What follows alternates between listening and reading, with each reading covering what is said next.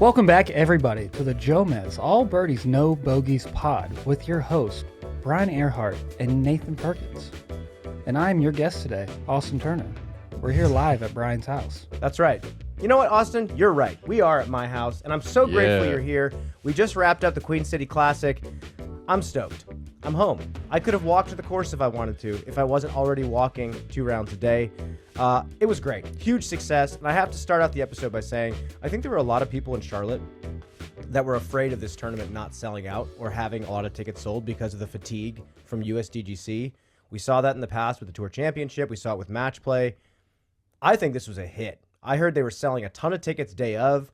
They were doing great. They sold well over 1,000 before the tournament started. And I thought the energy was phenomenal. I was feeling the vibes from 2012 Worlds when I was back there. What do you think about it? Yeah, I'll tell you what, on hole 1, like you couldn't really see how many people there were. But when you get to hole 2 and you have that entire road going down the right side, there was not a single break or gap in that. It went all the way down the fairway, all the way down towards 3's tee pad. It was insane. I was like, wow, they really did show up. I thought the same thing because USDGC brings everybody, and a lot of people are like, we already watched them. We don't have to watch them next week. And they were all out there. It was awesome. I want to say I walked both divisions. I was afraid for the FPO layout. I thought it was a little bit too short. The scoring was phenomenal. The scoring went well. I think there's still some tweaks that can be made. MPO, I'm going to go make some really fine-tuned notes. I think this course could be even better than it is now. Austin, in competition, this is our first Stroke Play Elite Series event that we've had here since Worlds. What did you think about the course from the layout that you guys played? I was honestly surprised at the scores. I was joking with people. I'm like, the New Orleans tournament was easier than this one because one person shot double digits at that course and no one shot double digits here, which was crazy to me. I thought someone was going to pop off a 12 for sure. Didn't happen. What was the best? 9 under? Yeah, that was crazy. I didn't think the scores were going to be that low, especially because I play it a lot and I know what can happen out there. And the fact that it didn't happen, it tells you it's a hard course. Austin, I want you to take us back because watching you hit those putts in front of the hometown gallery and letting them go absolutely nuts for you didn't just happen overnight. You've had a lot of different iterations of your disc golf career, and this is not the first one. Can you kind of take us back for the fans that maybe didn't know what you did previously in the sport? Yeah, I mean, I started touring in 2017. You were a kid. Yeah, I was 18, 19 years old that year. Weren't you in Navinza with Germ? Yeah, I was. Yeah, that was my first touring partner, was with Germ. Yep. Talk about that first tour. What was it like? It was unbelievable. I think it was easy for me because I had no expectations on what was coming in front of me with the tournaments, like layouts, everything. I just went to every course and just said, I've never played here, so I'm just going to do my best. And I absolutely killed it that year. I think I had one of the best rookie seasons that's ever been had that year. And the next year is when the expectations started coming. And I was like, whoa, I did this last year. I got to do it again. And it got to me. Well, bring us into that. There's so many young kids, 16, 17, 18 years old, that are out here on tour. And it's even harder to tour now. What did that feel like? You got bumped up to the elite team like midway through the season, didn't you? Yeah, I was the first person to ever have that happen. Presnell did it when he won the major 2 years ago. Dude, back then, I'll tell you what, if you shot 1025 back then, you were getting like top 15, top 20. The ratings now and like the way that people play, it's completely different. And to be able to play in that era, like I feel very blessed. You know? Yep. It's like you shoot 1025 now, you might not even cash. I played 2 tour championships at Hornets Nest. It was way easier. If you were on tour full time back then, you could get yourself to the tour championship if you played halfway decent. You said the expectations got big. This is not to undersell you back then. You were a phenomenal player, and all the guys back then were phenomenal. But you said the expectations got too big. So I always wonder how that affects a lot of these young players. But you got a pretty good contract when you got bumped up. Was it really that bad? Did the pressure really get to you that much? I mean, it was there for sure. There was a lot of tournaments where I just, like the previous year, I'd be like, all right, I got 8th at this tournament, so I have to do that or better, or at least come close to that, and I would miss the cut or I would get 50th place in that tournament. So it's like those things weighed on me a lot. I'm like, I have to match or do better than what I did the last year. And that just kept building until it's like a giant skyscraper that's just tumbling down on top of you. You kind of dipped away from the sport for a little bit. And I personally wondered, I had talked to you a few times through that stretch. I wondered if you would ever come back to the sport. You were there for it. I remember. I was telling her on the way here, I'm like, you and I used to travel together for 2 months. We had a couple of great times on tour, a couple good stretches. And I remember some of the long talks that we had where you said, I don't know if I can do this anymore. I hate this. This is the thing that I used to love. What happened? Like, how bad did it get? And did you ever think you were ever going to quit completely? I thought for sure I was going to quit. It was really right after COVID too. I thought I'm done. There's no shot I'm gonna ever do this again. What was the internal dialogue? Why was that? Well, back at the end of 2018 was when I started having really bad hip problems, and we didn't get diagnosed until the end of that year, at least until like the beginning of next year, that my hips came out of place. They over rotated and popped out of place. So my hips were sticking out like this far out of my body, and anytime I did any kind of like motion or just walking, it hurt so bad. And you remember that. I do. It was really bad. And then I was able to play, I think I played the 2 tournaments to start, Vegas and Memorial, dropped out because the pain was just so excruciating. There was a time, it was me, Austin, AB, and Adam playing a practice round in Vegas. And I remember Austin and Adam would throw their shots. And then, AB and Adam would throw their shots. Austin threw and was like, I'm throwing half as far as these guys. He was throwing, 300 feet max? Maybe you were trying to play these tournaments? Yeah, the Z-Light nuke. Yeah. Paper plate. But was there like a fear in you? Was there like a feeling of like, oh man, like I put all this time into this. What am I going to do next with my life? Were you starting to have like some existentialism in regards to that? Oh, yeah. Yeah. I mean, after that whole 2018, 2019 is when I only played those 2 tournaments, and then I stopped. And that's when I couldn't walk for almost 2 months. I sat in bed the whole time because I really couldn't move because everything hurt so bad. And so I started doing rehab. I'm like, all right, I want to get back into it. Finally got my hips back into place. Boom, COVID. And then what? Perfect timing. And that's when I started living in Arizona at that point. And I'm like, I don't know what to do. And I started lifting with the rehab to get my hips back into place. I'm like, I love this. Lifting is like what makes me happy. It's helped me come back to life a little bit and enjoy life. And I wanted to do personal training. So that's what you went for? Yeah. Did you ever get certified, or did you ever start doing any personal training? I did all the studying, never took the test. NASM, yep. Well, I got to say, you came back.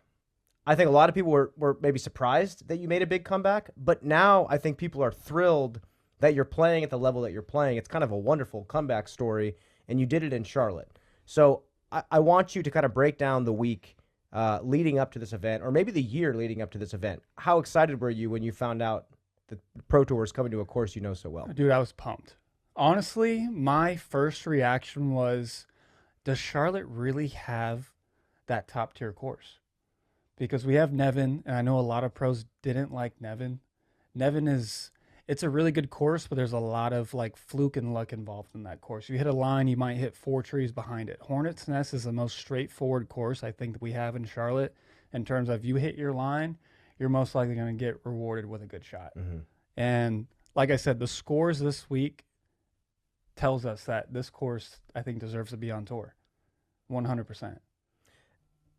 Perkins, I want you to break down what you saw this week, not only just of Austin, but of the MPO division playing a course that was built in the 1990s. I was giddy the entire time. It was great.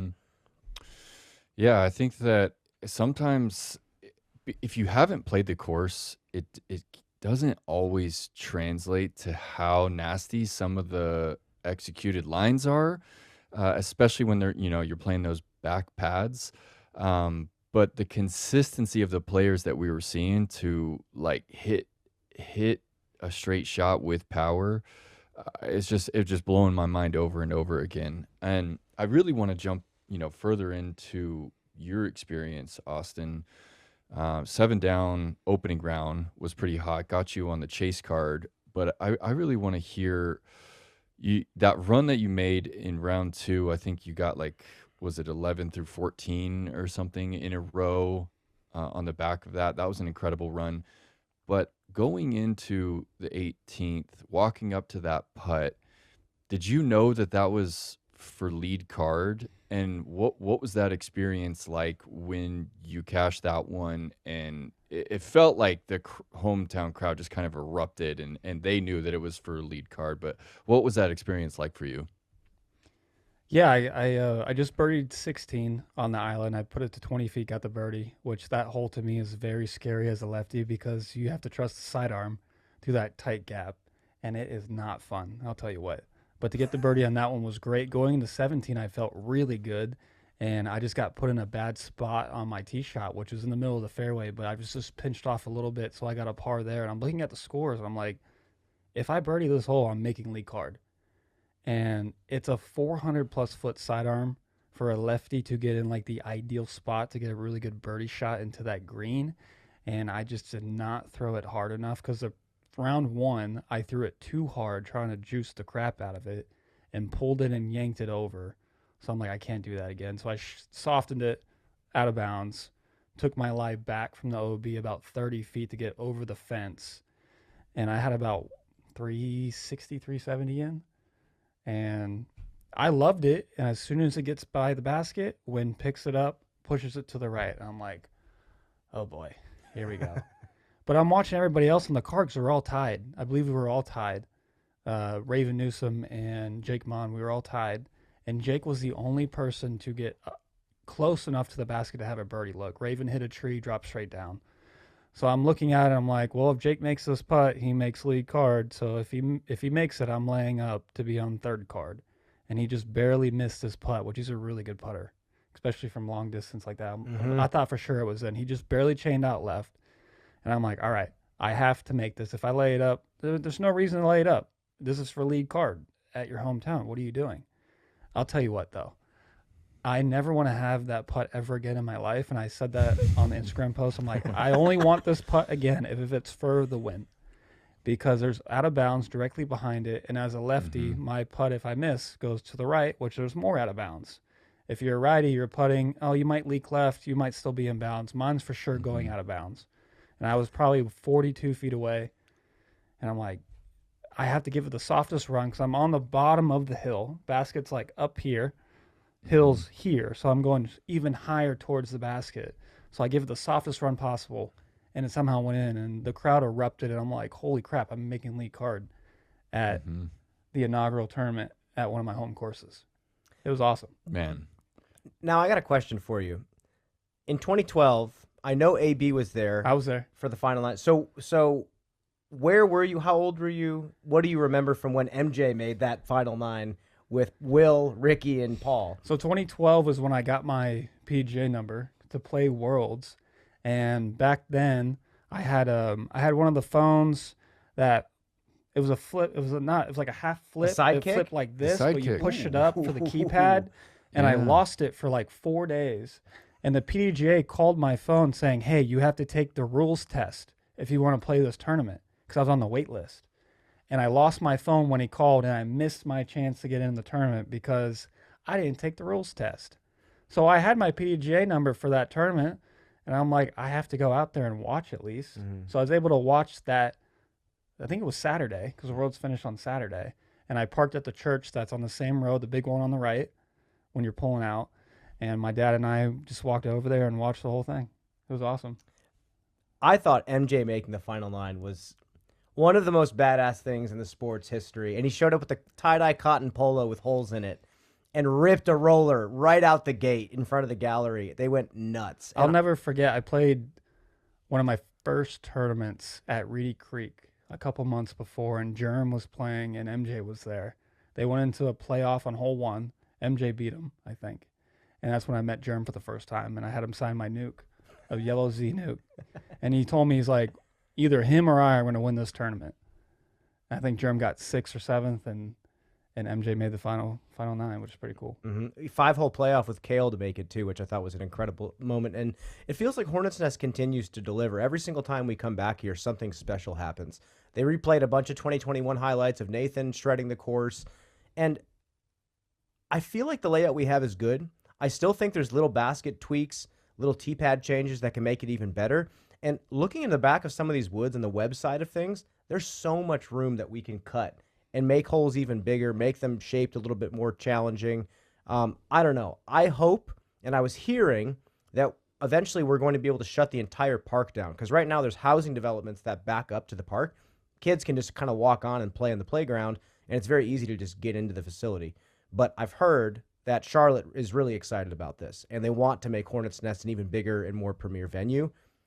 What does that make you guys feel? I would be stoked for it. I would love it. I agree. Yeah, I think that disc golf is alive and well when it's at a place like Hornets Nest. It's really accessible. I said it, before, that the reason why I feel players love it so much is because it's a casual experience to be out there and walk it, but also it combines this like high level, shapes required time and time again. And just the pine straw that you're playing over the lake a couple times, it's just fun disc golf. I would love for it to be a regular venue.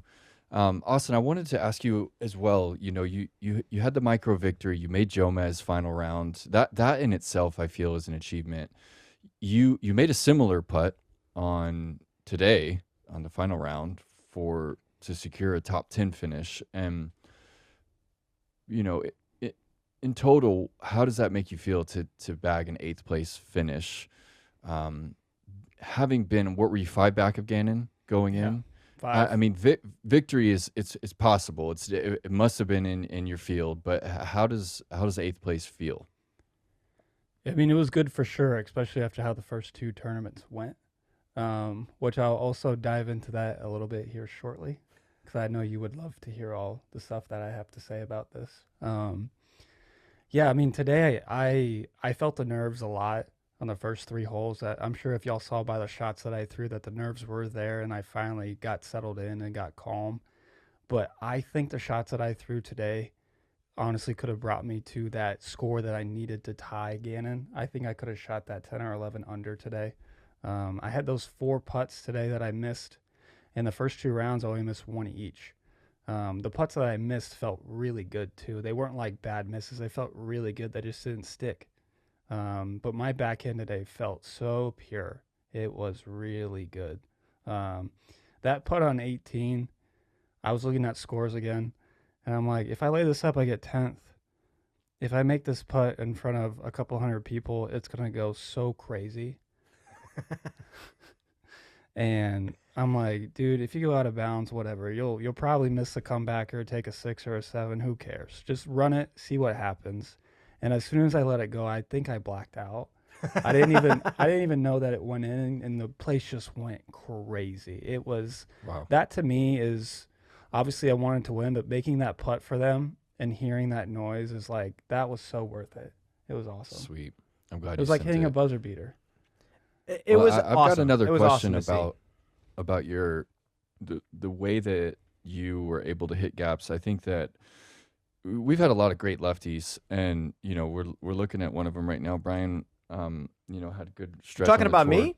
Chris Clemens was a great lefty, but I feel like you're Devin Owens. I feel like you're the first true power lefty. And correct me if I'm wrong on that, Brian and Austin. Can somebody pull up the 2013 World's Distance finalists? I believe it's Dave Wiggins, Brian Earhart, Garrett Gerthy. I don't know. That's just sorry. Anyway, I'll back up. I'll back off. Yeah, I do.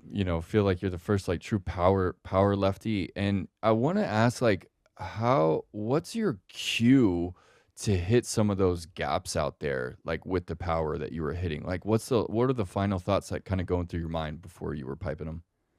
I mean, honestly, I've played here my whole life, so I've used to having to throw hard or soft or hit different angles playing on all these wooded courses. A lot of it comes down to, I study the biomechanics of form a lot. And it's just like a fun science for me. I give a lot of lessons during the off season. I love helping people get better, and the way that people's faces, they smile so much when they have one thing fixed, and they're like, dude, this is completely different. So me like learning like the whole like science of form has helped me a lot too. Because if I'm telling Brian what to do in a lesson, I'm kind of like relaying that information back to myself. Like I need to focus on this too. So a lot of the time when I'm out on those courses, I'm really just focusing on making sure I'm lined up to what gap I want to hit, and I'm focusing on driving my elbow towards that gap. And that's, I mean, sometimes it's not going to go your way, but for the most part, like I was hitting my lines a lot this weekend, especially with backhand. Okay, I want to ask you about that because it's interesting. You played well. Anakin played well in FPO. So 2 lefties came out and did great. Nathan Queen had a fantastic performance. Is this course comfortable for you? I really love this place as a lefty. So this is where I told you I can dive into something. I would love that. So the first 2 courses, Supreme Flight and the Big Easy, not the best lefty courses. I talk about this a lot. I think, and you can agree or disagree, I think disc golf has the biggest disadvantage for being a left-handed in rather than any other sport. I think disc golf has the biggest disadvantage being a lefty. The only other thing I can think about is golf, which the only thing that's going to change is your lie. So we're facing, to the right, righties are facing to the left. Lie in a bunker or on a hill is going to be the only thing that's going to be a disadvantage. Throwing a football, shooting a basketball, throwing a baseball, you have an advantage throwing a baseball left-handed. But I think that disc golf is the biggest disadvantage only because there's not a lot of us. And when people build these courses, they're not thinking about us. They're thinking about what can Gannon do? What can AB do? What can Macbeth do? What can Ricky do? They don't think about what we can do. And it gets really hard out there. I got 9th at Supreme Flight last year. This year I got 52nd. And a lot of that is because I have to throw a lot of power sidearms. And you have to throw them 400 plus feet. And I can't do that accurately every single time. 9. I think Hornets Nest, I love Hornets Nest because it is very fair for everybody. I threw maybe 3 sidearms off the tee all weekend. And to me, that's awesome. Well, the other thing is, I've heard a lot of people say this, and it drives me nuts. It's almost like kind of an old school pre-tech disc data viewpoint where you criticize something as being anti-lefties feels harsh, but a hole that like is very challenging for a left-handed player. And they say, oh, well, sidearm sounds like a good option. There is like 2 people that I know of that have an 1100 RPM sidearm. Most professionals throw like 1300 plus RPMs on a backhand. So no one's sidearm has the shot shaping kind of consistency as a backhand. And it's a completely different release point. It's like Austin said, 400 feet with a sidearm is such a touchier shot because you're throwing mostly like 900 to 1,000 if you're really solid. I feel like I'm very solid with a sidearm. I was all sidearm pretty much when I was on tour. I'm like 950 to 1,000. That's very low. It's very challenging to shape shots like that. So that can't happen. And I know earlier in our podcast, I mentioned that in course design, I almost kind of gave up on wanting design to tailor to lefties. But as I've kind of moved on, I've kind of realized that I think there's a razor's edge when it comes to temptation that tee-pad placement and basket placement can do wonders with. And I think hole 1 at Hornets Nest for the tournament layout is a prime example. So I was telling Austin, if you take that tee-pad, right now, all the righties are throwing overstable flex sidearm, wide open gap to the left. Austin has to throw a pretty sick shot. I mean, what do you normally throw on that one? I throw a Sagara. So he throws fairway driver, like really cool flip-up shot. If you just took the tee-pad and moved it a tee-pad length to the left, that flex sidearm turns into more of a chop sidearm. And it's that much harder to pull off and more tempting to throw that backhand through the middle gap that challenges the road on the left side. Some of the 400-foot corridors, if you just put the basket in a more centralized location, they have a choice to make instead of like, oh, well, yeah, I'm going to take this like stable to overstable disc and pound a forehand down there and get to the pin and hit the gap easily because it's a forehand. You want chooser's paradox, but you don't want to overwhelm them with it. But I think this course has potential with tiny tweaks to not have to like over-tailor to lefties, but to give everyone more temptation on both sides. Does that make sense? Yeah, I have 2 examples. One is a tournament, one is a hole. Nashville last year. which is no longer on tour. I got second place at that tournament last year. It was a very lefty-friendly course. I didn't throw a lot of sidearms. It is no longer on tour because of why? Everybody complained about throwing so many sidearms and that their elbows hurting. Enough complaints, course is gone. Mm-hmm. And here's another one, hole 16 at Hornets Nest. This is a example on lefty to righty. Righties are throwing mid-range on that hole, which is perfect for the speed. I have to throw a very touchy backhand with a mid-range on that hole to get that right shot. They're throwing just a flat to hyzer shot. Mm-hmm. I have to throw either a 9-speed, which on that green, it's not great. Mm-hmm. Or if my sidearm wasn't as good as it was, I'd probably be throwing a 12 or 13 speed, which, getting into that green with such a fast disc is not great. Especially on pine straw. So there's a lot of things like that I see all the time, and I'm like, yeah, this is not fair. But I used to complain about it all the time, and now I'm like, well, if I want to get better, I have to stop complaining and just work 10 times harder than the next person. And that's what I've been doing. Let's play God for a second. Take all the lefties who have ever been super talented in the past. I want you to build the dream lefty that you think would win the world title and steal skills from all the lefties that you play with. Okay. Well, I have to put you on there for 1, touch, 2, sidearm. You're a touch player, Brian. Don't take it to heart. Now, I will say, Anthony Anselmo has one of the nastiest sidearms you will ever see in your life. I agree. Dude, his birdie on 18, did you hear about that, Austin? The flex shot the over sky the top. flex? Like, what is that? Yeah, he is really good. His sidearm So have you played phenomenal. with him lately? I played with him a couple times, yeah. He kicked my ass at a tournament at Hornets Nest, actually, in January. Charlotte Roar. But so you put me at touch sidearm. Touch sidearm. Let's go, B. I feel blessed.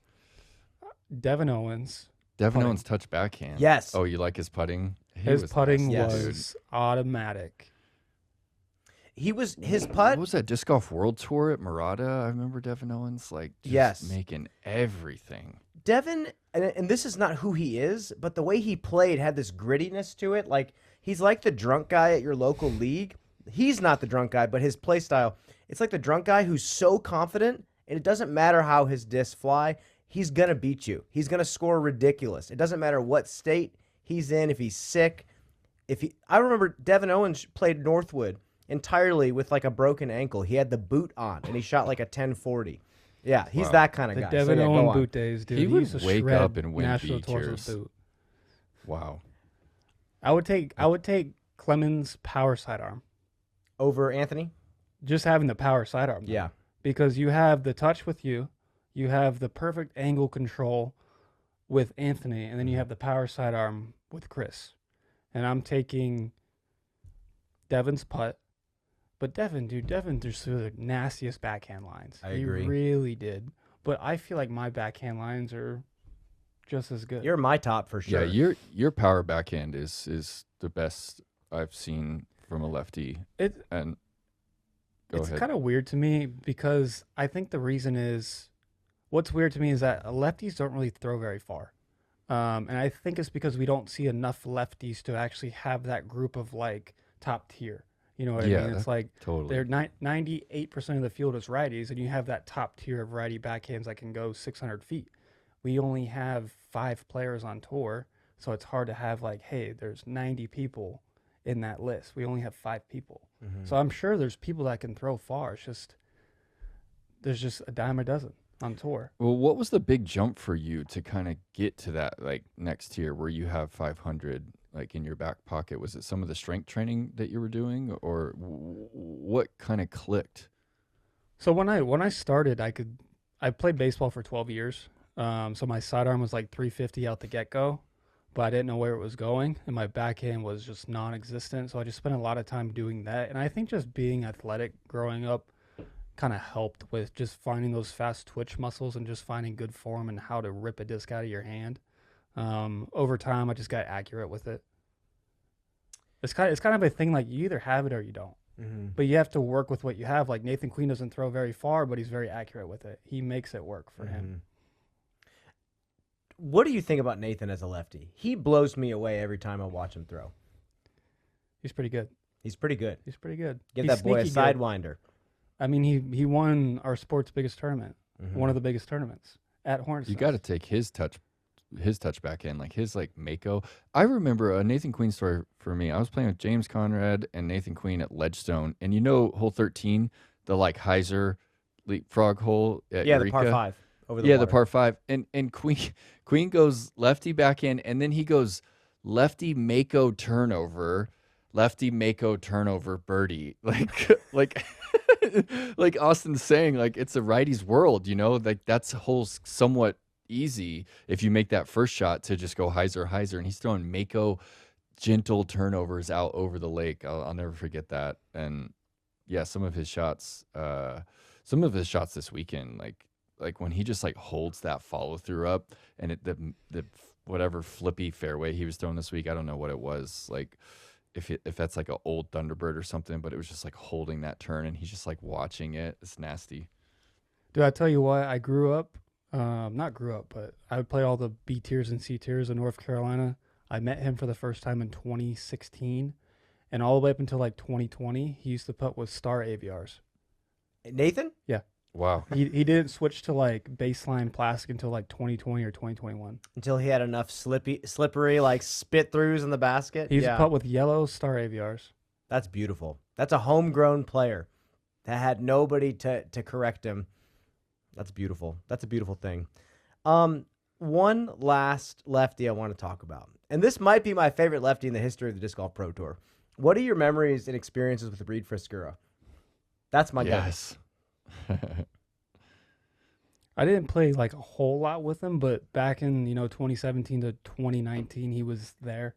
Obviously, everybody knows the Ledgestone skip shots, which has gone very viral over time. Which he's a madman for doing that, by the way. He had the power too. He did have the power. He was a rugby player. He had the muscle. He had all those twitch muscles firing, and then I don't know what happened to him. I think COVID happened. He just decided to stop touring, and I think he's living up in Michigan right now, doing his thing. I will say, the water skips is psycho. I think he did it all 4 rounds on hole 17. No one's ever going to do that again. We got the hay bales now. You can't do it. I also don't know why he just comes alive at that tournament. He went spike hyzer, power hyzer on the baseball field hole, which is, how far is that hyzer for a lefty over OB? That's another good hole of an example of righty versus lefty. It's wide open for both. A righty hyzer only has to go about 400 to clear the OB. Ours has to go the full 480 and not go out of bounds long. You have to throw almost a spike hyzer into Yeah, that it's like green. 40 feet from fence to OB if you actually go for it. But I got so angry because I heard that Reed got it. And first off, I was pissed. I was like, what is he doing? Stop doing that. Now I have to go for it.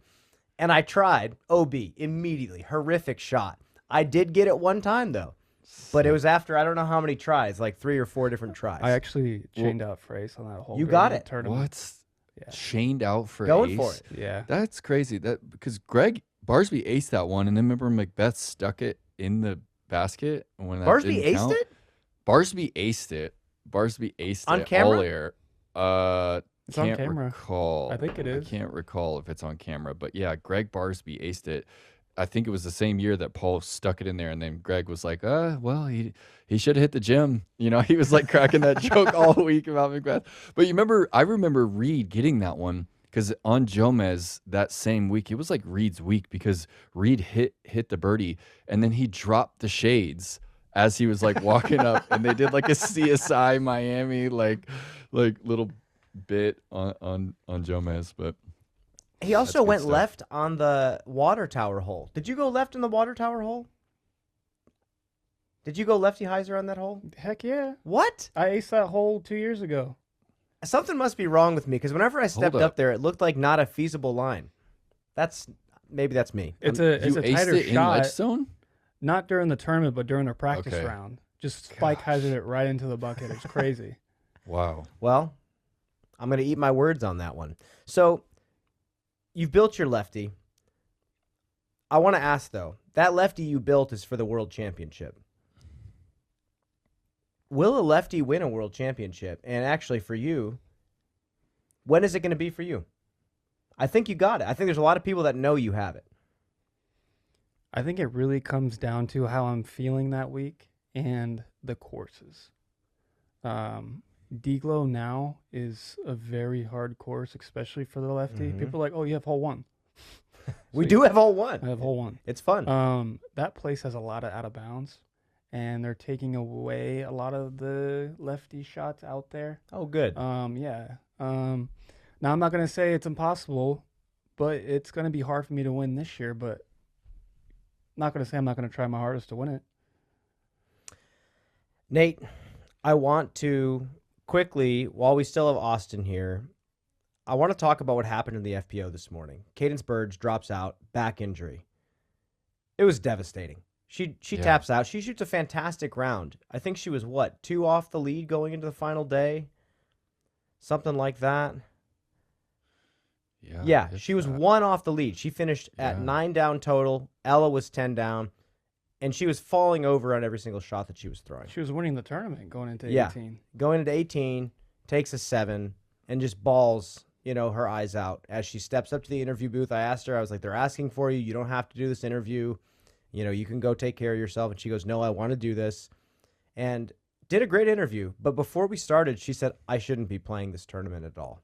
And she knew she shouldn't have been here. And she said, I've never been injured before. I've never dropped out of a tournament before. She's, I believe, 19 years old. And I know that probably resonates with you in a way. Can you speak on that at all? Like I said, disc golf is a very harsh sport on the body. One comes from the fast whip that we do with our body. And 2 is a lot of it is a concrete too. People don't realize that concrete is really bad for your, not only like your physical body, but also the bones. It's just going to start deteriorating so many players. And listen, we call ourselves athletes. We have to train ourselves as an athlete should. People say, oh, I'm a professional athlete. I'm like, you do this professionally, I wouldn't consider you an athlete. That's just how it is. It's like you have to take the next step to make sure you're not going to get hurt. And if you do get hurt, you have to make sure you're taking care of yourself through that process. And did you feel like in your career that you kind of learned the hard way and that you had to really work hard to bounce back from that? Oh, yeah. Yeah. I mean, when I got hurt, I was 160 pounds. Yeah. 6'2", 160. That's not very healthy. Well, Did I have abs? Sure. I had no fat on me. But it's like I had no muscle to help me prevent getting hurt. It's getting to a point where, Sorry, B. Give us some quick exercises, that you recommend for just the average disc golfer. Yeah, I mean, a lot of our injuries are normally shoulder-based, back-based, sometimes knee injuries and elbow. All you have to do is just go on YouTube and literally look up like strengthening for a rotator cuff, which is a very common injury. There's a lot of exercise you can do for that. I've been dealing with it a little bit, but I've been doing my exercises. They look goofy to do, I'll tell you that. You go into your P Fitness and you just look like everybody else in there doing those exercises. But are you wearing jeans when you do it in there in P Fit? Jorts, yeah. I've seen the jeans. Yeah. They look goofy, but man, I'll tell you what, they feel so good. I haven't had pain in 2.5 weeks. I mean, all you have to do, just what you want to work on, just find it on YouTube. There's so many helpful things. Is there a lot of bad? Yeah, some things don't work, but most of the time they should work as long as you just want to do it. It's like people want to get better at disc golf. How do you get better? You practice, right? How do you want to help your body? You have to go put in the work and make your body stronger. Now, you don't have to lift weights. Lifting weights isn't for everybody. A lot of PGA golfers don't lift weights, but they're always just doing strength and conditioning. So they're using some weight, but a lot of it's more of like a stretching base just to keep their body loose. And a lot of disc golfers don't do any of that. It's true. I went on tour. I've been playing since I was 12 years old. I never thought of it as a sport. I thought about it like Frisbee. And when I went on tour, I was like, oh, great. Now I can practice 10 hours a day. And I did. And I had the time of my life up until my 3rd event on tour. And I realized I never thought about it like that. And you know what?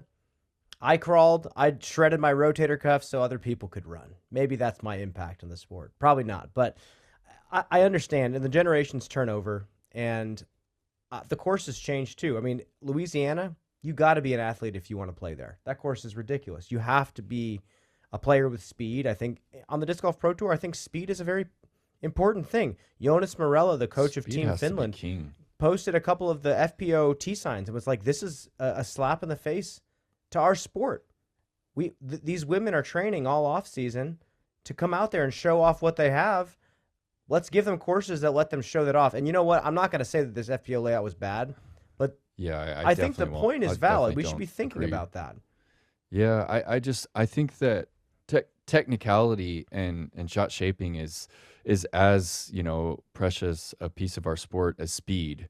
And I know that Jonas Morales loves training those guys for speed, and I think I think he's pushing the game forward. And not to completely refute that point, I just think that when the winner is 11 under par through 3 tournaments, does distance really? You mean 3 rounds?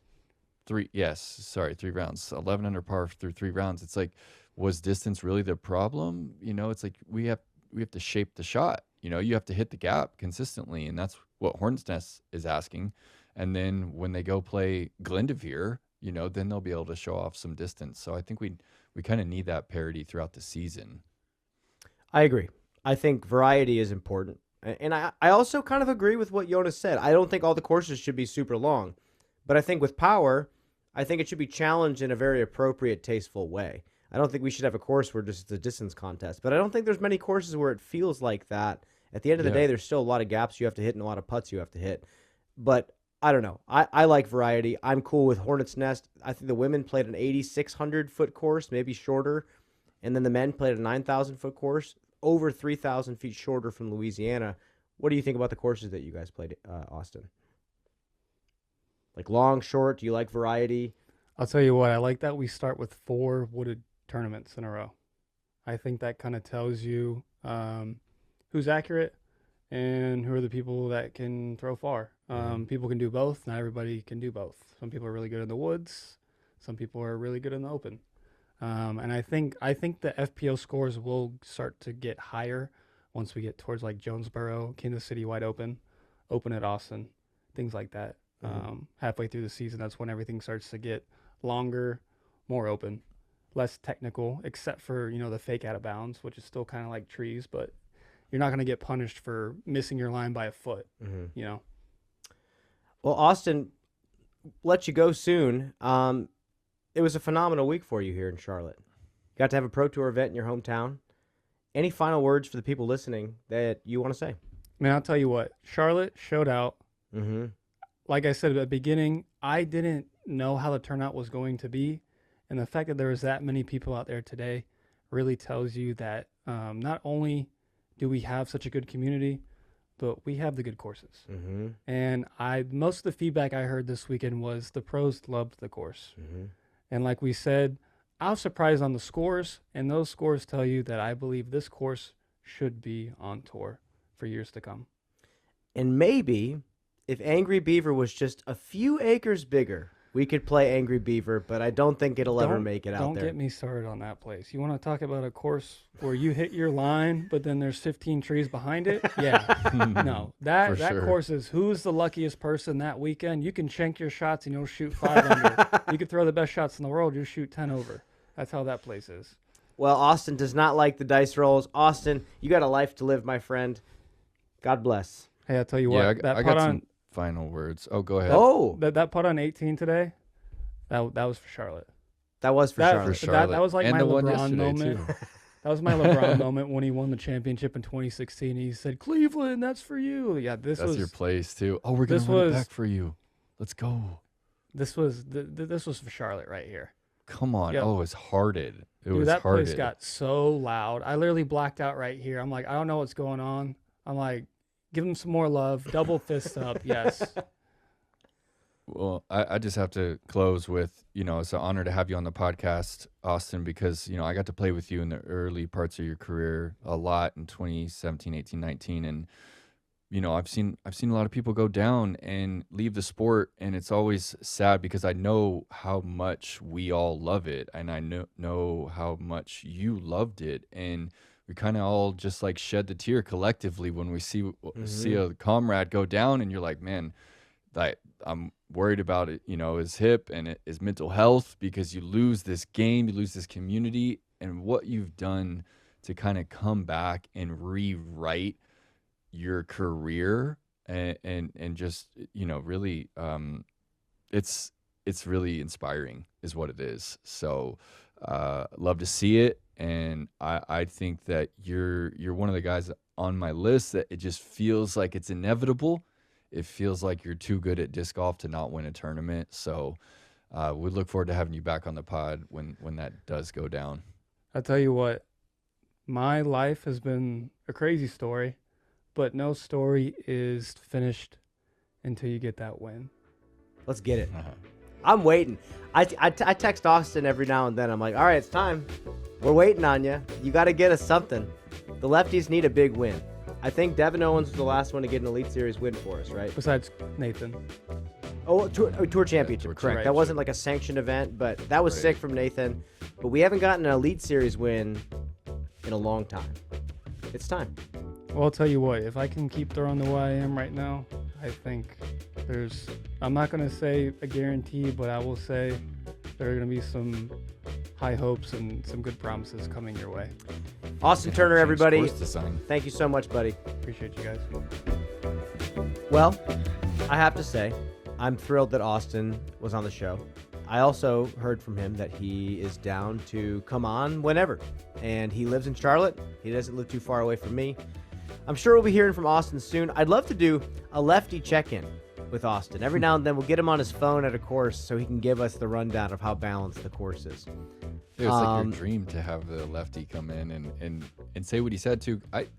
I feel like you haven't had as strong of an opinion, Brian, about like the lefty disadvantage, and I felt like it was good to hear from Austin that he really feels like it's that significant, because I think it is something that just isn't talked about or thought about enough because of, I mean, how many lefties are on the tour? 6?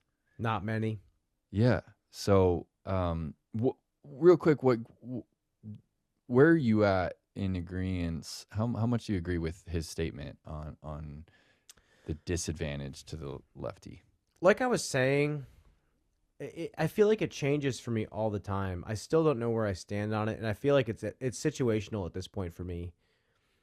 I think I will always be of the understanding that lefties are always going to be good at certain courses, and there's a reason why when we go to certain places, multiple lefties have good weekends.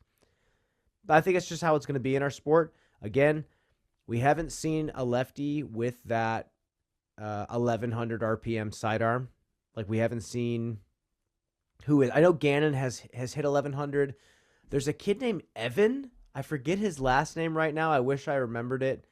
He has a crazy spinny sidearm, but there's not many people that have sidearms that look like backhands. So if we could get a lefty that has that and has a very strong shoulder, like we have a Chandler Kramer style lefty, Anthony Anselmo, I think that's a great example. If he developed with a little bit of a backhand. Yeah. Who was already dealing with the elbow injury. And exactly. There's no question it has to be related to how much he relies on it. I think for me, like I was saying earlier, the basket and tee pad placement, even changed by mere feet, can help create that razor's edge of chooser's paradox for both lefty and righty. It rewards the lefty, but it also challenges the righty in the right way. And sometimes when it comes to like open courses, like I look at Glendevere, I look at the OTB course out there at Swenson, sometimes you can't get away from it. I'll never forget, there was a hole at Swenson. I forget how many years ago it was. Must have been pre-2021 when I was playing. It was like long dog leg right. I could only get maybe 450 on a hyzer, or maybe a little bit more if I threw as hard as I could. But the righties were throwing 550 and getting to a way better landing zone and actually accessing the basket from a way better place with a slower disc. That's the kind of stuff that the lefties deal with every now and then.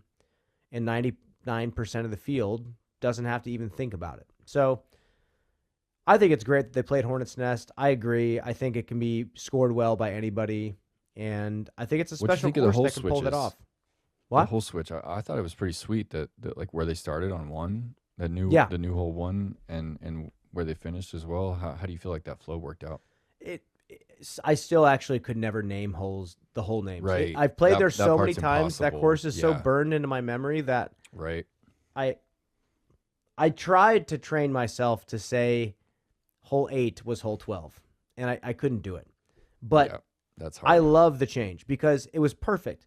Parking lot's right there, food's right there, vending is right there, and that's what it should be. And everyone was congregating to T1 whenever somebody was going off. And yeah, I think it could be a really good venue in our sport. I love the road that allows the spectators to funnel in and watch the shots in their entirety from hole 1, hole 2, hole 3. I wish we had more. I wish we had more holes going down the road. It was fantastic.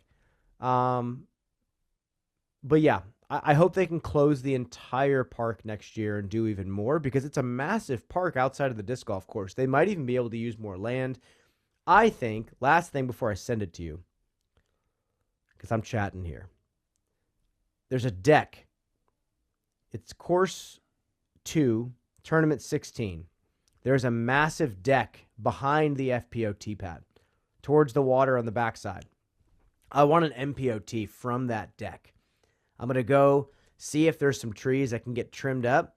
It'll create a few like 7 or 8 foot gaps, and it'll be like a 370 foot shot, and it'll be amazing. I hope we can do that. The deck is so cool.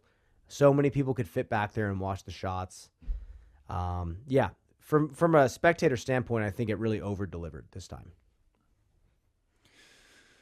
How many spectators out there? A couple thousand? Again, I heard prior to the event, I heard it was 1,000 or like over 1,000, which is like solid for an event that has a history of fatigue when it comes to USDGC, or like, ticket fatigue, I guess you could say. But then I heard they were selling like $6,000 to $8,000 worth of tickets per day of. So whether or not that's true, that's what I heard from like 2 different people. I love that. And I felt the energy out there. And it was so, so cool to watch that road get filled up with people like Austin was saying. That's the kind of stuff that gets me excited. I'll never forget European Open, hole 2. Yeah. All the way insane. down that left side. It's one of the coolest things to see in our sport. Well, FPO was pretty sweet. There were some like new stars, and the note that you mentioned that Jonas brought up. I think it's interesting because we were kind of talking about it with Holland, right? Like that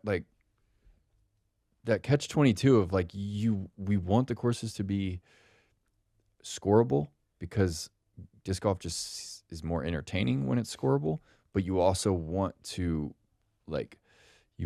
push the potential of the field to new places. So, I guess I'll just ask you again, did you feel that at all on some of the holes out there that they were outdated because of the distance? I think changes can be made 100%.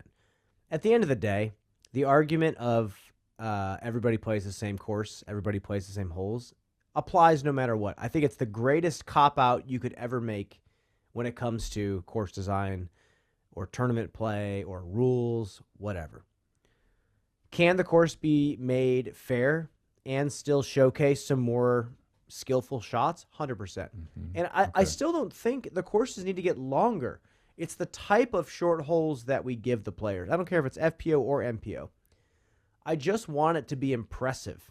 I want it to be challenging, and I want the AM players that come out to watch to be blown away by it. And I'll never forget this now.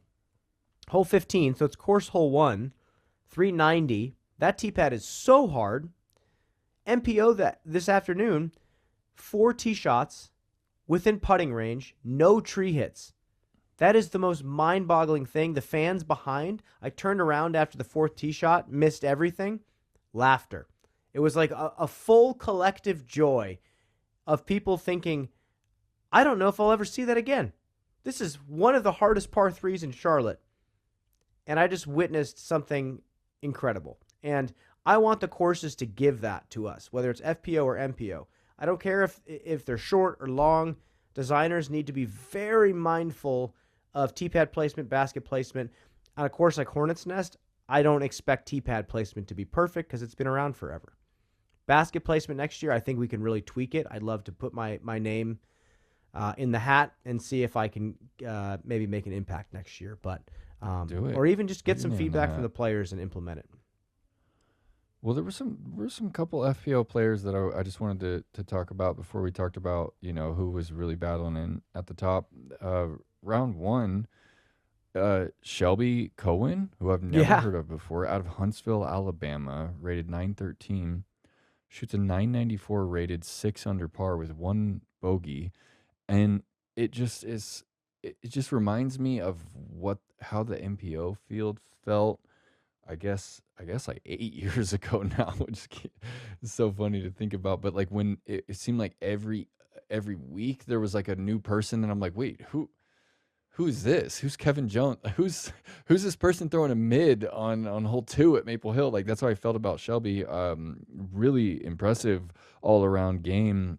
She ended up shooting an 8 under the next day, 8 over round 2, and a 3 over round 3, but she gets top 20. And I think, let me check real quick while I'm here on her page. I think this is her first Disc Golf Pro Tour event ever. She's played 3 A tier. She's cashed at 1 this year. She played Big Easy last week. So she played in New Orleans. I'm going to go back 1 year real quick. Okay, so she played a little bit last year. She played Ledgestone, Brian. She played Music City. She didn't cash at either of those, and she played U.S. Women's Des Moines. So she's played a few, but this was a big week for Shelby Cohen. She looked good out there. And then there was there were a couple other young cats. Cynthia Klesberga, from Latvia, shoots a 5 under. She gets 15th place. We didn't see a ton of her, but then Kylie Kohut, Yep. out of Highland, Michigan. Michigan just produces, but she shot 978 first round and then a 988 rated 3 under par today. And also another player that is very promising. She gets a top 10 finish. And she Monday qualified too. Did she Got a Monday 5 down in qualify? qualifying. Wow. So she Monday qualified at Supreme Flight Open as well. So that is super impressive to Monday qualify and to cash, but then to get top 10. So big shout out to Shelby and Kylie. And then another player I wanted to talk about were the Europeans. Evelina off her game. What did you see from her? Was she was on the featured card round 1, right? What do you recall? It just seemed like she was off in all regards, not just like the putt, but she just wasn't in a rhythm off the tee either. Yeah, and I think Evelina is the kind of player that I don't think is sitting here grinding all off season. I think she likes to play a lot of other sports. She likes to work out. She likes to do CrossFit. She likes to play paddle. I wonder how much disc golf she was playing. Maybe I'm wrong. Maybe she trained super hard. But from the last time I talked to her, it sounds like it kind of goes in the back burner. So she's here. It's finally nice weather. She's coming from Finland. I think she's just defrosting right now. And 5 of 9 from C1 in round 3. Missed some more putts in round 1 and round 2. That's the kind of thing with her that I don't even want to dive into anymore as a commentator. It's like, this is just how she plays. Yeah. I'm not going to take any more slow-mos of her form to figure out what's wrong with the putt. I don't care. I can close my eyes and throw a knuckleball at the basket, and it can go in. Like in our sport, like you don't have to have perfect form for it to go in the basket. I've played with some terrible-looking putters that always put it in the basket. So I'm not even going to dive into that anymore. And for her, you're going to have to lead C1 in regulation. You're going to have to lead in scrambling, and then you can win some tournaments. And if she has that great weekend of putting, she's going to win. That's just it. That's how her career is going to go. The one player that I was kind of concerned about was Silva. Right. The putt just completely went away in round 1 and round 2, and then round 3 she finally snapped out of it. and put together a pretty heroic performance, Nate. Yeah, I noticed that as well. And we've seen this out of Silva before, where mid round the emotion is just overwhelming her. I feel like I saw tears when she was lining up her putt on the 17th. Not when she missed it, but when she was lining it up. And it's just it's tough. You just don't see that in sports very often. And I can't imagine feeling all those emotions and finding a way through it, right? Like that's one of the quests, one of the, not even a side quest, but one of the main quests of golf is like handle your emotions, because emotions are what prevent you from like finding that pure state of focus. And I feel for what she's going through. And that I think she was on a bogey stretch. She'd bogeyed 15 and 16, parred 14, bogeyed 15, 16, and then, had that par look and was just in tears. So she's certainly going through something, and I'm not like I'm not worried, right? No. I mean, honestly, Brian, she had a chance to like put pressure on and win. She was putting for a 10 under par, which ended up not mattering because Jessica made the putt to go to 11, but Silva could have come back, and she was one upshot away. It hits the tree, rolls down, one upshot away from being at 10 under and potentially going into a three-way playoff or four if Holland makes her putt and Jessica misses hers. So I'm not really worried about Silva, but I do hope in the future that the emotions don't get the best of her is really what I hope. Well, when it comes to throwing the disc, Nate, starting out the tournament, I was blown away. Instantly, I knew she did not take the offseason off. She was clearly in shape. She was clearly throwing. She was posting videos of herself training. First few drives came out with spin. They were just gorgeous. Full competence, full control shots with full shape. And I'm like, okay, she birdies, the first 3 holes of the tournament or something like that.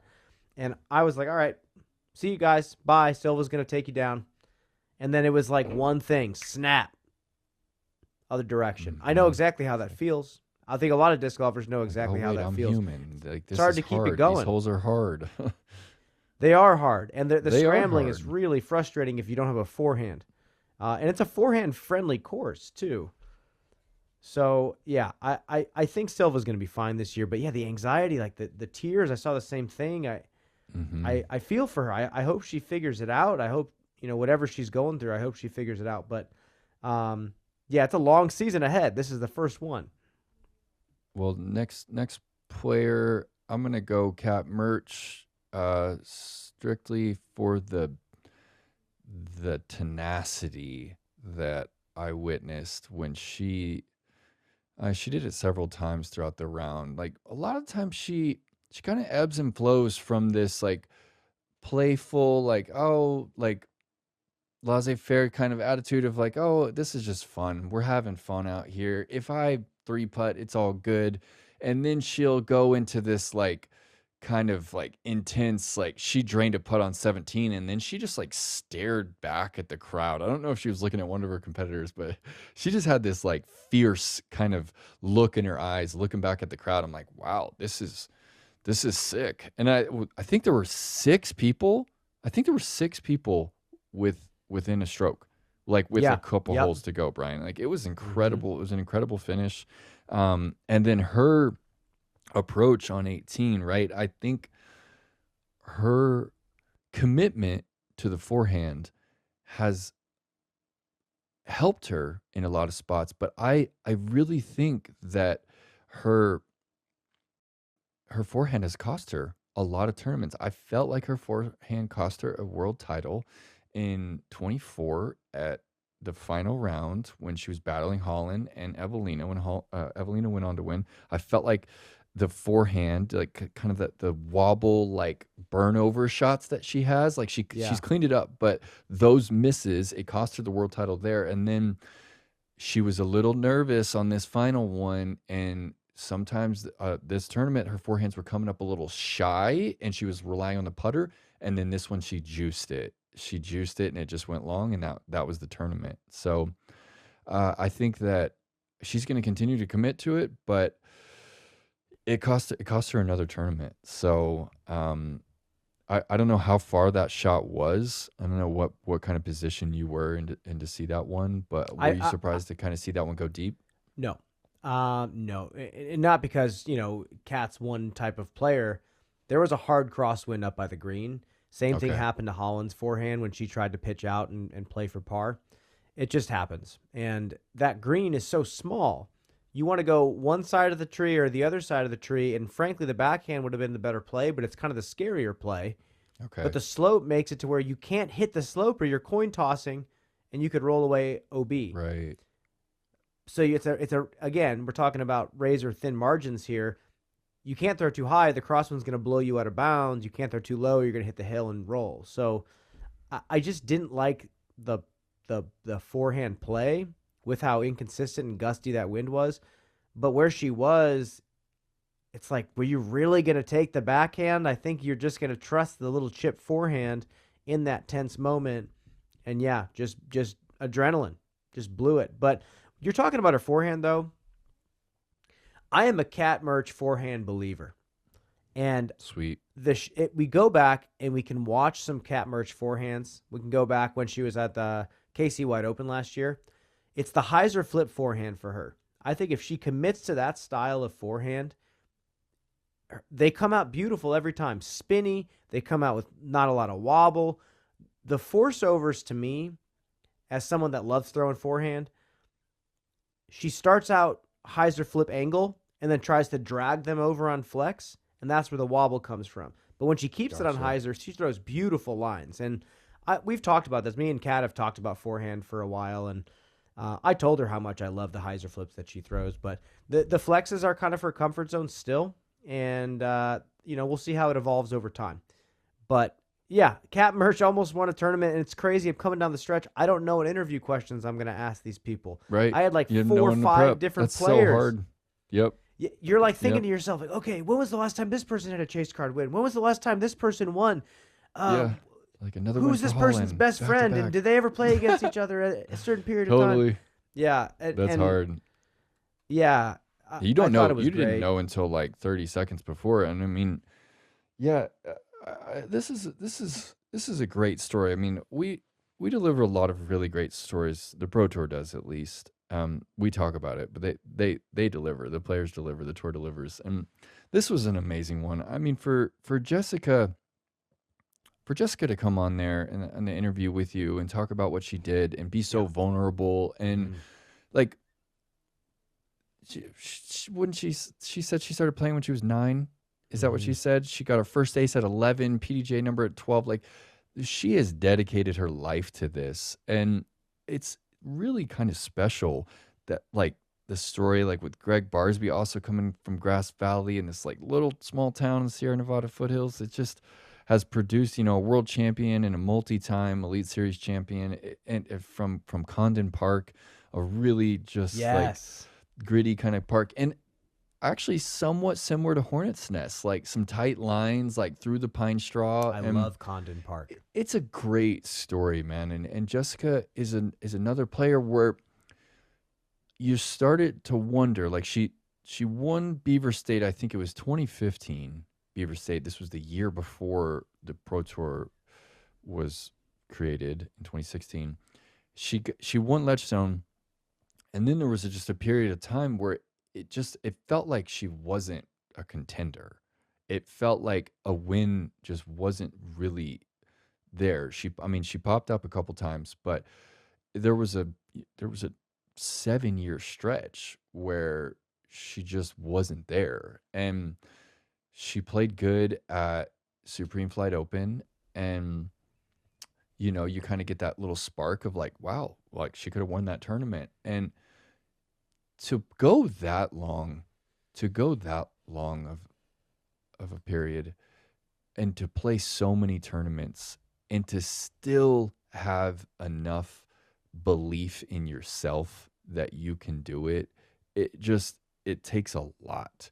It is so easy for that little voice in your head of doubt that we all have. We all have it. It's there's some sort of evolutionary advantage of having that voice in your head that says, no, you shouldn't be doing that. You should be doing going the safe route, right? You should not be trying to live your dreams. You aren't good enough. I don't know what it is, but we all have it. And it's the ego.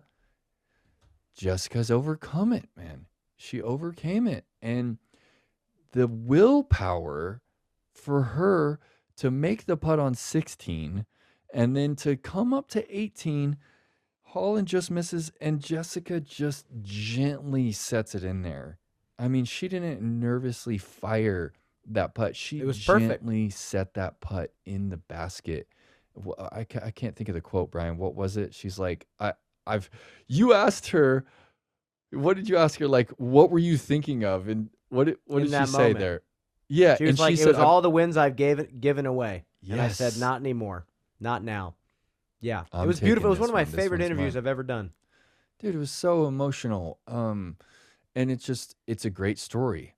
It's a story of resilience, and it's a demonstration of willpower. And there was just so much vulnerability talking about what she did, what she talked about, and yeah, very emotional. And I think that's what makes sports special in general. But we've all been connected to all these players for so long, so there's just something about the stories that we tell in disc golf that feels like close to the heart, close to home for all of these. It's like we all know Jessica, we all know how close she's been, but how long it's been since she won. So this was just a great week for disc golf. It really was. It really was. And in the FPO division, we were talking about a season of dominance. We saw some parity, and Hornets Nest delivered, and I thought it was a wonderful, wonderful track, and I still think with a little bit of fine-tuning, it could be even more exciting, and I think we're going to be here for years to come. I hope, unless something else happens in Charlotte. I feel like the city of Charlotte is excited to have a Pro Tour event here in the spring with USDGC happening in Rock Hill over the border in the fall. I think it's their time to make something special happen. So fingers crossed. And I will do what I can do to make this happen. I was on the news twice. I tried to schmooze the local news networks. Almost shanked a couple shots in the water. Made them both. All good. We're going to build these relationships. We're going to get these cities on board. And then we're going to take the stress off the manufacturers. They're not going to get or have to sponsor the tournaments as heavily. They're going to get to play the players more. We're going to get more talent on the tour. That's what's going to happen. And it starts at the local level. But Nate, on the MPO side, what the hell happened? Gannon Buhr is halfway through the broadcast today. It was just like, this guy's pretty good, huh? Yeah. Brian, talk about how good Gannon is. And it's like, well, yeah, he's pretty good. And I don't know what to tell the rest of the division, Nate. They're all getting so talented. Yep. All these guys. They look like pros. This dude is on another level, man. And he showed it this week. I love what you did there because you drew on specifics. I think that honestly the on-course gig is really tough at times because you'll get tossed that general question and it's like you don't have a lot of time, and then you have someone in your ear telling you exactly how little time you have, right? And so you're like, all right, be quick, and it's like, but I'm trying to talk about greatness here, how do I be quick? And I love how you went specific with some of the shots, right? The PD forehand, that is special, He undersold that in the interview I did with him, Nate. He's like, oh, you know me, I like to keep it simple. I flicked my PD a couple times. Yeah. Shut up. You threw a hyzer flip PD like 420 feet without hitting a single tree. And you did it like 7 times on course 13. What is it, 9 tournament? He goes PD ultimate style forehand, pop flick, rides around the corner, mini flex, helicopters down. That's what I'm talking about. And I think a lot of people say he's boring. It's because he's doing what Kristen did in 23. He's making it look so easy you forget how hard the stuff he's doing is. And he's not keeping it simple. Like, I know he is for the shots that he needs to. He is doing some insane stuff. Hole 7, what is that? Is that what it is? Yes, 7. He's throwing as hard as he can. He's trying to throw 80 miles an hour and eagle a 670-foot hole. Like, he's having fun with it, and I really enjoy that. And frankly, here's what I hope as a broadcaster. If we go through an era where Gannon Buhr wins a bunch of tournaments and nobody comes close to him, I hope he starts experimenting, and I hope he starts playing even more aggressive, kind of like what Paige used to do. When Paige was dominating, she would take some of the craziest lines. She's like, what she are would you run guys the most doing? ridiculous putts. We have to entertain. We've got to go for these. Yeah. Exactly. So that's my selfish hope for Gannon, is that he starts to get a little twinkle in his eye when he's up by 10 at an event. He won't do that until he's got like Macbeth's record for majors and like all the records. Like, he might do it then, but that I would love to see that. And I think I don't feel that it's boring. I haven't really felt that. Even when it's obviously better when there's a bunch of people close, but when you're witnessing greatness like that, I really enjoy watching it, right? And I think Calvin's shots compared to Gannon's shots today were very critical for me to kind of give context to people as I was watching DGN, because what's special for me about what Gannon was doing through the gaps was not just hitting the gap with the driver at 70. What do you think he's throwing? 72, 70? I think his comfortable throw is like 71, 72. Okay, yeah. But he throws everything with a little bit of nose up from what I remember. I don't think he throws nose down. Well, so what's impressive to me is you're throwing a driver 70 plus miles per hour. Getting it online is impressive, but having it not tip at all is insanely impressive. And you pit that against some of Calvin's shots where Calvin would rip over on the destroyer, he burns them. and then they would burn over too much because he hit it just a little too hard and the stability was just not enough. The disc didn't have enough integrity to ride flat. Where Gannon, I didn't see him do that. I don't think one time in the tournament. It's like every shot that he would hit would just be cruising flat, just board flat, driver 70 miles per hour through the center of the gap. I'm like, how does he not ever just tip the wing over or like throw it a little too hard or a little too soft? The consistency with the speed of release and then the connection with the stability, he's the best at it. And it does make it look like everyone can throw the disc like that, but you just don't see it from that many people. He's also really picky about the equipment that he throws. You know, we talked to him and he said, yeah, there's good discs and there's bad discs. And I see a lot of touring professionals throw a lot of really bad discs. And I completely understand what he's talking about. You could pick a run of 10 of the exact same looking disc, same color, same stamp. One of them is going to fly better than the rest of them by just the tiniest margin. And Gannon's going to pick that disc out.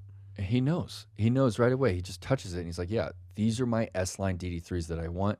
And then he puts a new one in the bag. He knows what it does. Same with the first run PD that he's throwing. And yeah, it's just ridiculous how he was able to repeat.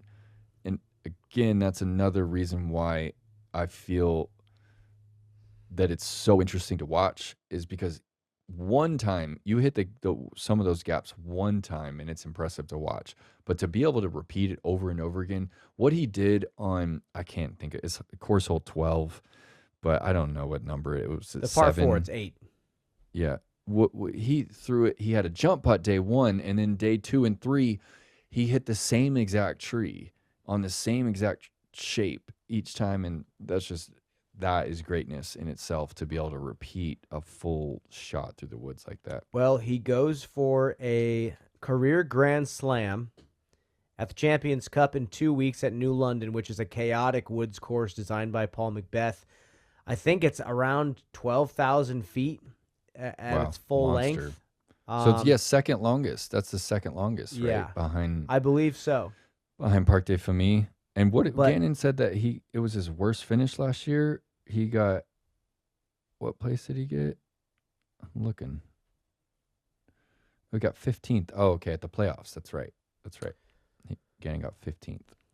Well, we're going to have a very nice preview show for the Champions Cup. But, Nate, I think we should shout out some people who finished well this week. What a great leaderboard for MPO. Gannon Burr, first place. Raven Newsom, who has put on 20 pounds of muscle in the offseason and was very excited about coming into the season healthy. He finishes tied for second with Evan Smith, North Carolinian, who's not playing a full tour. You were mentioning that you're calling him to get the big win. This could have been the spot for him. This was a great opportunity. Yeah. This was really it. And honestly, I feel for him, as you said. It's like the field's getting good. Like what Evan showed day one. I think Charlie and Germ, kind of tastefully highlighted like how impressive that was to go 1 over through 5 and just not have it, and then to collect yourself and shoot 9 under. I mean, his putter didn't touch the ground after the start. Yeah, the forehand was just insane. It's just insane. The efficiency is unmatched. It's really like good. people might be able to throw as hard as him, fast as him, but the efficiency, I've never seen it. I've never seen really anything more efficient. Some of those putts, it's interesting. He's got this like forward lean and then left hip, like you said. Some things you just wouldn't teach, it's like almost extra lever in my mind when I see it, but then it comes out crispy, extra crispy. Very impressed. And it's just deflating to try and win your first tournament when the player in front of you is approaching perfection. On the front 9, did he shoot 6 down on the front 9 each day? Yeah, let's see here. 5, 6. 9, yeah, 6 down round 3, 6 down round 2. No, round 1 he was 3 down. No, Gannon I was talking about. Gannon. Oh, yeah, that's Casey White. It's just deflating. He did it in round 2 as well. Gannon would have almost won the tournament, Brian. Yeah. With just the front 9. Gannon would have got second place. Gannon would have got one back of the if he just played the front 9. That's just ridiculous. Wow. It's just crazy. And you almost feel bad. Raven and Evan, going after their first dub, they were both very impressive. Raven is, I think, I think he's got to be top 10 for sure from C2. But he's nasty from feels range. like he's this super week. Good. This week he was just if he was like 33 to 45, it just felt like he was hammering them home. He was 5 for 7 C2 today. Wow. Yeah. That's impressive. A couple of those probably weren't even makeable, right? Some of those stats. And then I felt Joel Freeman was the guy who was like making the push until the bogeys on 16 and 17, or really until the flat stretch on 12 through 14. Those 3 pars was he out of it, but an impressive front, 5 under through the first 7, really impressive. And another guy who it felt like he kind of closed the book on his career, had a child. It was like, I'm a family man now, and he couldn't stay away too long, could he, Brian? No, he really can't. I'm so happy he's here. He's another one of those guys that adds flavor to our division. He's a fierce competitor. He's got a really cool play style that's very unique. But we got to keep going down this leaderboard. Jake Mon, 4th place. Love watching Jake Mon succeed. He's got a phenomenal game. We just found out recently that he can palm a disc. He's just got giant Sasquatch hands. Crazy to see. That's crazy. So good for him. Good for him having Sasquatch hands. Proud of him. Harper Thompson, 5th place. Big week for that Big guy. Performance. Hits a $5,000 ace, and then what did he cash this week? What do you cash in right now if you get what he got? 5th place, Brian? He's probably made $1,500, something like that. He made $2,500. Gannon got 10. 10K, 6K, 4K, 3, and then 2,500. So we're talking this dude made like $8,000 this week. Not too bad. Playing disc golf in a 7-day stretch. That is sweet. And then Casey White, another great opening round. Again, hot round 1 as he was at Big Easy. So it feels like a matter of time for Casey as well. It seems, again, this is speculation, it seems like he plays a little better when all the cameras haven't gathered and all the fans haven't gathered and there's this big buildup when you're on the lead card? What do you think, Brian? It depends on what tournament, I think. Because Maple Hill, He wants give me He's ready 100 for it. cameras. Well, every camera on the card is the amount of birdies Casey White is going to get. Well, we got to get him on here because I want to unpack this because I want to know because Rick has admitted like, hey, the majors are kind of in my head. Like, you just there has to be that, weight on Casey's shoulders of like, oh, I haven't done it yet. I haven't won yet. And that's got to be in his mind because he wasn't there day 2. Kevin Jones, same thing.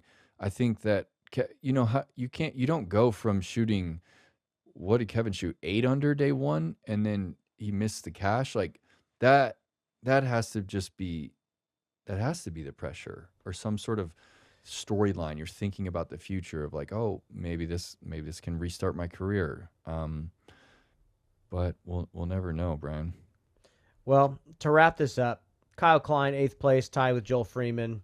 Joseph Anderson having a decent year, tied for 8th place with Austin Turner, who we just had on the show. Calvin Heimberg, 11th.